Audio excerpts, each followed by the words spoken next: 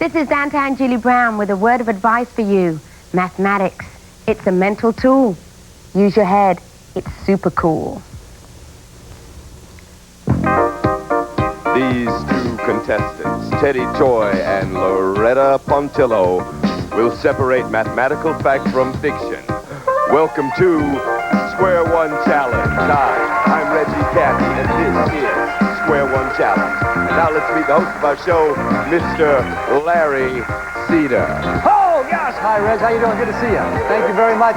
Welcome to Square One Challenge. I am so excited today. We have terrific questions. We got some great contestants here. Hello to you, Loretta, and hello, Teddy. Welcome to the show. Now, you know how the game is played. We're going to start you each off with 100 points. Get you off to a zooming start. Let's get right to our first question. Cynthia is going to hold up for you a rectangular piece of paper. Now, we are going to fold this piece of paper in half, and then we are going to fold it again. All right, now, here is another piece of paper, which has been folded exactly the same way, but it has the shape of an F cut out of it. Here's the question. If we now open this piece of paper, which of the above pictures will the unfolded piece of paper look like? A, B, or C? There you have the question. And now, with some answers to today's first question, let's go to our players from Square One TV, Louisa Lashin and Beverly Larry. Mickens. Welcome to the show. Hey, what it is? What do you think, Beverly? Which one will it look like, A, B, or C? Okay, you guys, I think it will look like A, because when you unfold it, some of the F's will be reversed. Well, Teddy, Loretta, I think it will look like C. Now, you're almost right, Bev, but don't forget, the second fold reverses the F's again. Thank you very much. Louisa thinks it will look like C. Beverly thinks it will look like A. Now, it's up to you to decide if Beverly is telling the truth or bluffing, and if Louisa is telling the truth or bluffing. Sometimes they both bluff. Sometimes they both tell the truth. It's up to you. You'll get 25 points for each correct decision, so think about it and write down your decisions. They look like A, B, or C. Your time is up. You've locked in your decisions. Teddy, what do you think? I believe Louisa and Beverly are both bluffing. You believe that Beverly is bluffing and Louisa is bluffing. Distrustful from the start. Indeed. Loretta, what do you think? I think that Louisa and Beverly are both bluffing. You also think that Beverly and Louisa are both bluffing. Let's see how we did with our first question. Remember, you'll get 25 points for each correct decision. Will the truth tellers please stand? Indeed, they are both bluffing. And I'm going to tell you why they're both bluffing, as Cynthia will demonstrate. Now, as you can see, unfolding the piece of paper once will flip the F. If we unfold it a second time, we'll get a mirror image on the left. So the piece of paper will indeed look like B. Thank you very much for that, Cynthia. Teddy, you were correct about both Bev and Louisa, 25 points each, 50 points for a total of 150. Good job. Loretta, you were also correct about both 50 points, a total of 150. It's a tie game. Yeah. Excellent job. Excellent start. All right, let's go right to our second question. This is a video question, so pay close attention to your monitor. Here we have the starting 5 players for the Minnesota Munchkins. Wonderful basketball team out of Minnesota now. You'll see that 4 of the players stand 50 inches tall, while the star center stands 60 inches tall. Here's the question. What is the average height of the starting team? 4 of the players are 50 inches tall. The center is 60 inches tall. What is the average height of the starting team? What do you think, Beverly? Hey, it's simple. The average is halfway between the shortest and the tallest, so the average height is 55 inches. Beverly says 55 inches. Think about that. Louisa? I don't think so. Most of the players are 50 inches tall, so the average has to be closer to 50. I say 52 inches. All right, Louisa says 52 inches. Beverly says 55 inches. Think about it and write down your decisions. The average height of the starting team. Teddy, what did you decide? I believe Beverly is bluffing and Louisa is telling the truth. You believe that Beverly, who said 55 inches, is bluffing, and Louisa, who said 52 inches, is telling the truth. We shall see. Loretta?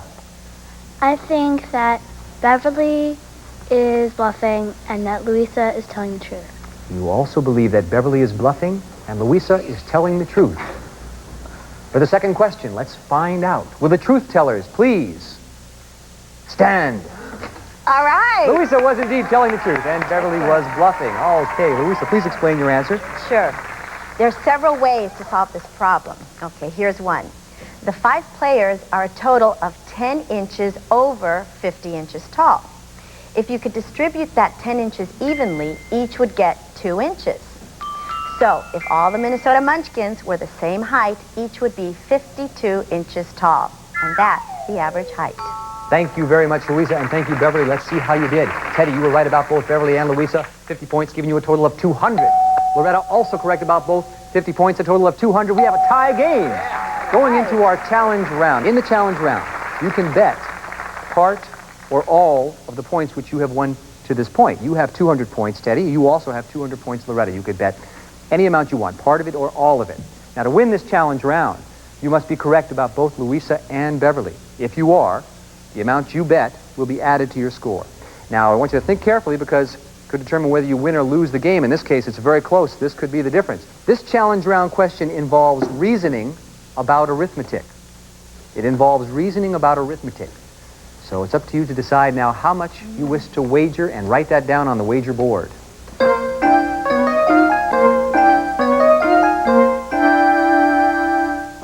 All right, you've written down your wagers, and remember, to win this round, you're going to have to be correct about both Louisa and Beverly. Here is the challenge round question. Now, for a limited time only, and I mean limited, you can get this jumbo box of popcorn and this all-night piece of gum for a grand total of 50 cents. You can get both of them for 50 cents. Here's the question. One of these costs 10 cents more than the other. How much could the popcorn cost by itself? What do you think, Beverly? Okay, I think 30 cents because 30 minus 20 is 10. So the popcorn could cost 30 cents. Beverly says it could cost 30 cents. Louisa? Well, Teddy and Loretta, I think 20 cents, since 20 plus 30 is 50. Louisa says 20 cents? Popcorn could cost 20 cents, yeah. Indeed. And Beverly says 30 cents. There you have it. Challenge round question. Think about it and write down your decision.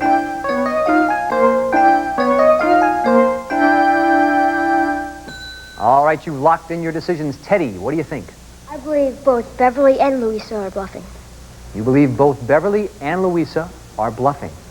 Okay. Loretta? I believe that both Louisa and Beverly are telling the truth. You believe both Louisa and Beverly are telling the truth. Let's find out for the challenge round and possibly the game. Will the truth tellers please stand?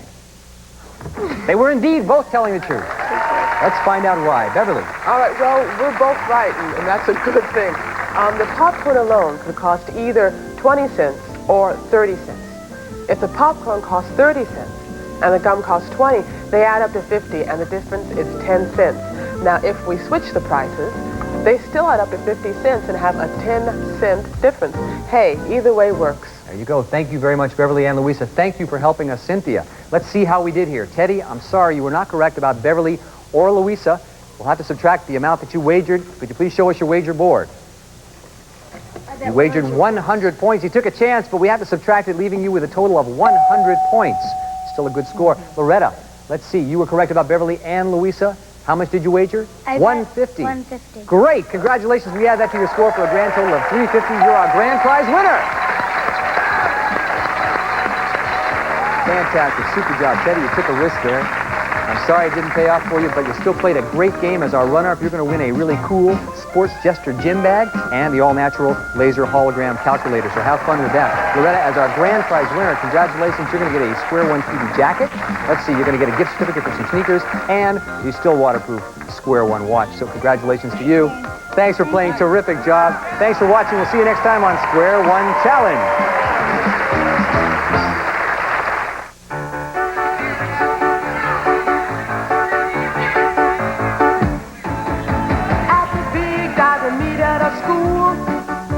I dived in Stanley O2.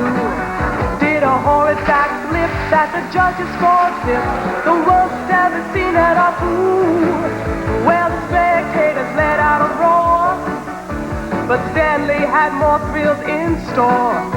His next dive was poorer, from Constitution Purer. They gave him a negative score. He got less than 0.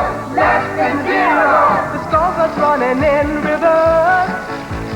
Less than zero, he's an anti-hero. Watch me go from bad to worse. At a dance contest down by the shore, Stan tripped and fell on the floor. The judge piped P.U., you get -2. Said Stan with a grin, Less is more. he got less than zero, less than zero. He's a negative guy. Less than zero, he's an anti-hero. Worse than nothing is my battle cry. When he skated for the roses at the row of the brink, the judges held their noses and said, Stan, you stink, you're so bad, we gotta give you a sub-zero score. It added up to -24. Stan entered a hammer throw meet, set a record that no one will beat.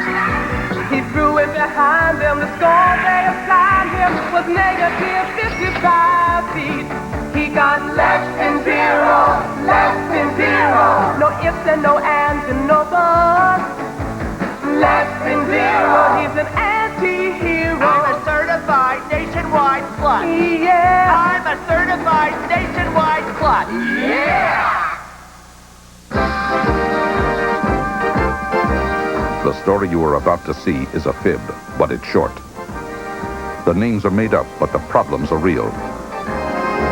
It was Wednesday, 9:43 a.m., and the central coast of California was an exquisite combination of jagged rocks, beautiful trees, and sandy beaches. It was a shame that there wasn't time to, well, just be a tourist.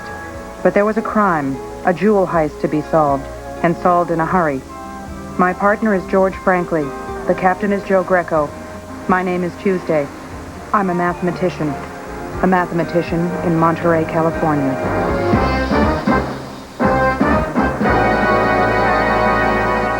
We called this case Despair in Monterey Bay.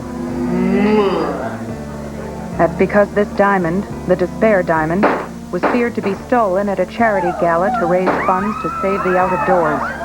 We were called to protect it. Ha! Guess what? I don't want to guess, George. Why don't you just tell me? Okay, but I bet you never would have guessed. The Despair diamond has been stolen. A prime suspect, and one we had been warned about, named Archie Leach, had the opportunity to steal the stone. He also had the misfortune of flipping over in his speedboat and nearly drowning.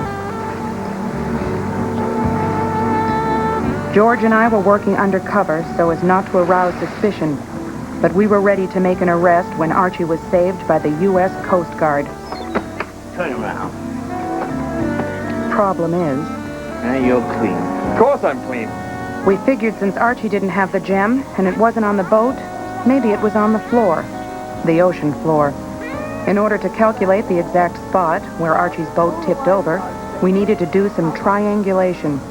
Then we intended to dive for the diamond. We found our second witness. Got our location, Pat. We rented a dive boat and using great care, dove into the chilly waters of the Pacific Ocean. We were diving in about 10 fathoms of water, nearly 60 feet.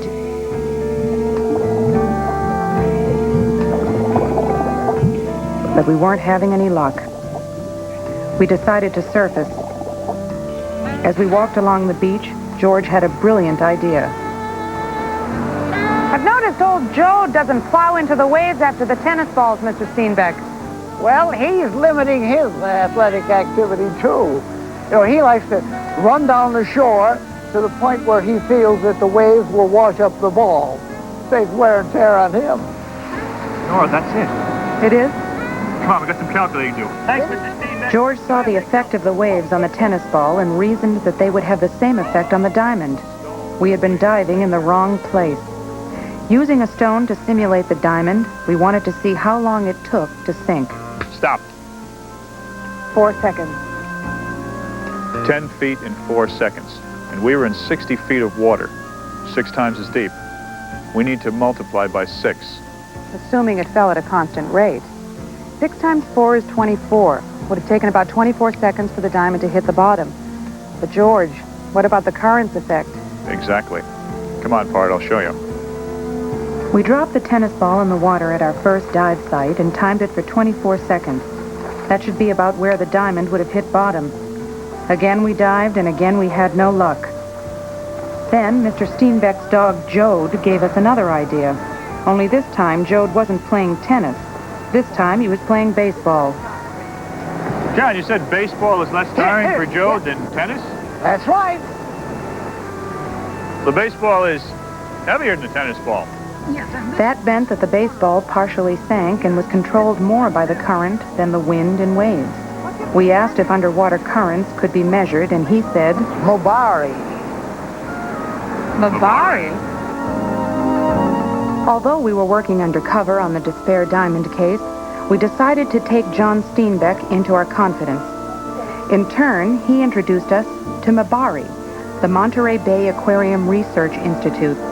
Mr. Steenbeck had worked for Mabari for years before his retirement, and he told us it is a basic research institute whose purpose is to do unique marine studies. What's that thing? New Saturday morning skid show? No, it's a live picture. Live? Yes. From where? Los Angeles? No, from the Point Lobos, a research ship. Actually, it's the ROV. ROV? Remotely operated vehicle.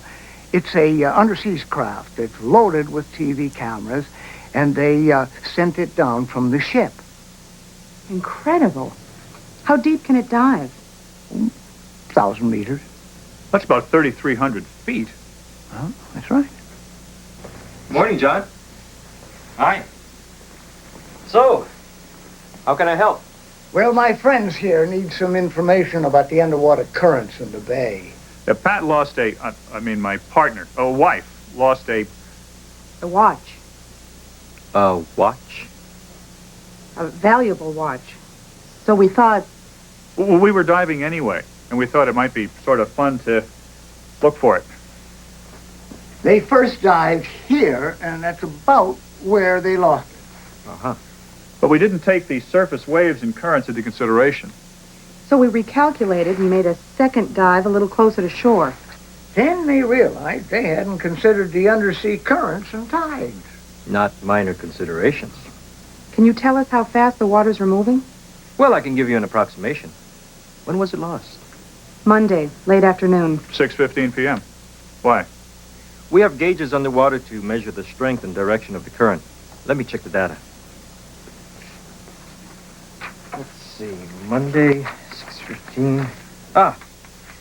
Well, the tide was moving out, and on that location, the current was about 2 feet per second. So in 30 seconds... It could move 60 feet. Yes, you see, on your second dive, you were moving toward the shore when actually, because the tide was moving out... We should have been diving farther away from the shore. Exactly right. Your third dive may be a winner.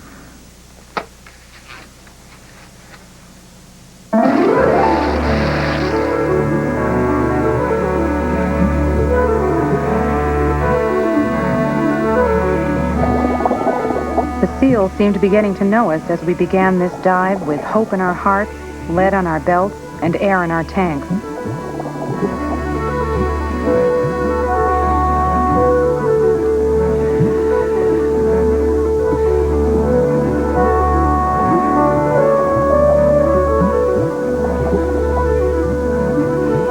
After a few minutes, Eureka, a pair of pliers with the initials AL on them. Archie Leach? Probably.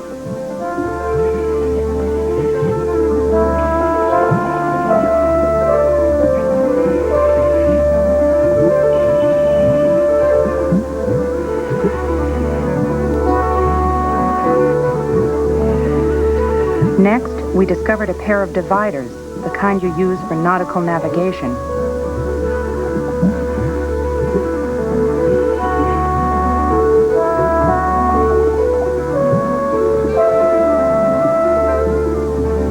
We kept moving along the line that the currents would have carried objects that had fallen out of an overturned boat.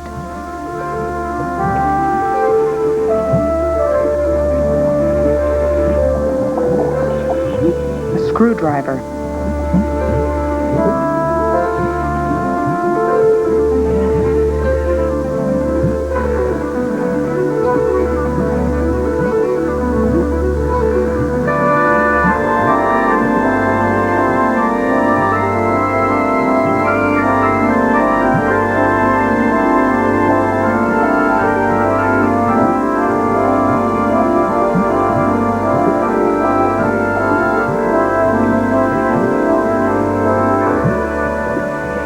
spotted a pocket watch. It must have been the watch Mr. Leach reported missing.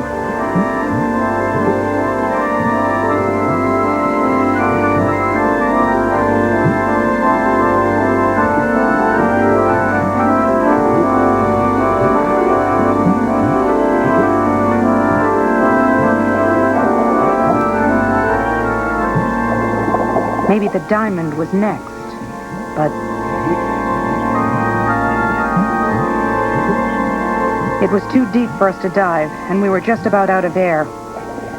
So up we went to the surface.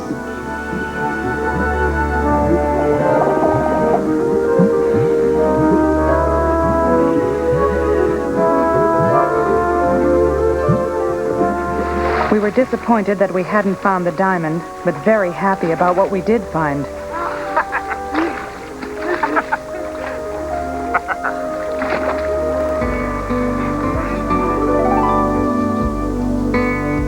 We returned to our hotel with our treasures, which we found on a neat little line, or as neat a line as you'll find on the ocean floor. George checked the average times it took them to sink in the pool. The pliers were heaviest, Pat. Right. So they reached bottom first. Uh-huh.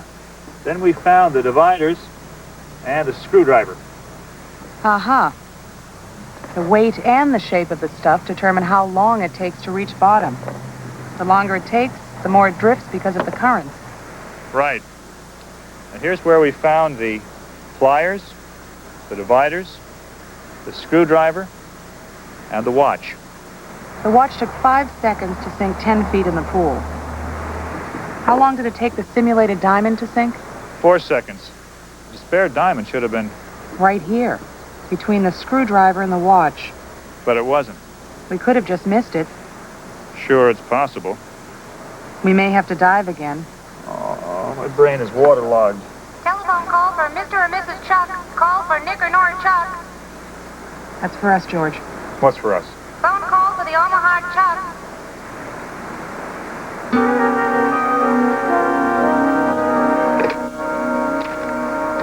This is Nora Chuck. Oh, really? We'll be right there. John Steenbeck says he has something to tell us that might interest us, but he doesn't want to mention it over the phone. Partner, let's roll.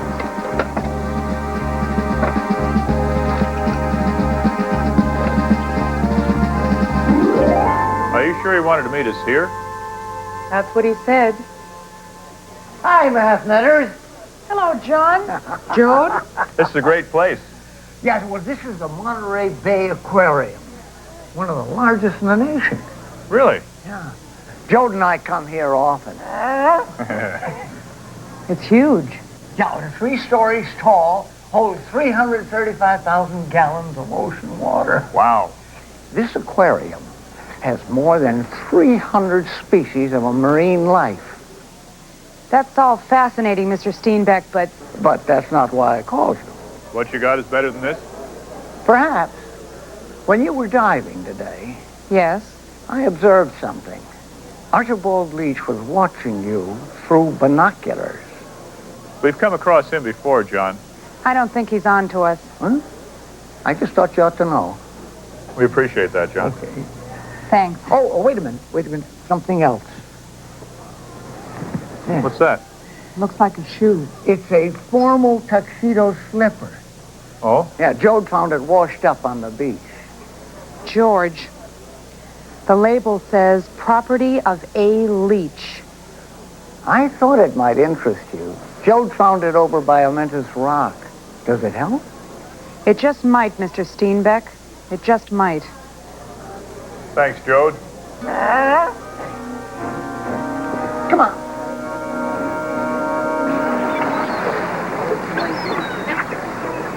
Well, so long, you two. Thanks, John. Thank See you you later. so much, John.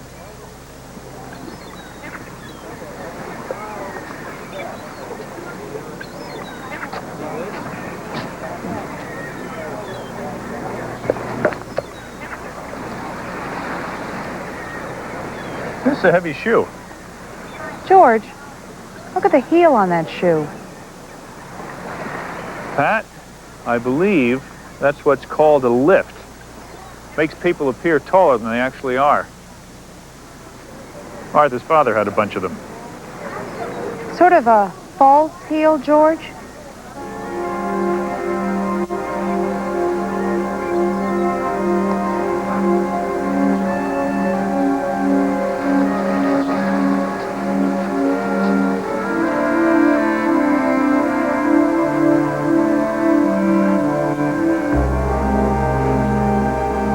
It's hollow. And the diamond. Isn't there. Maybe it's in the other shoe. Did he lose both shoes when the boat flipped? I can't remember. How can we find out? The United States Coast Guard. Come on, George.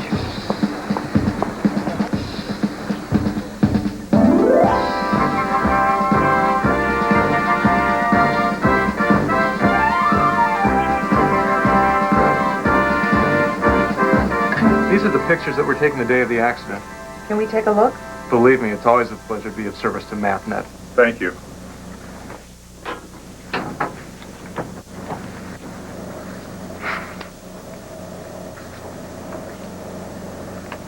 George, look. The other shoe is dropped. And I'll bet the despaired diamond is right here. And the heel's heel.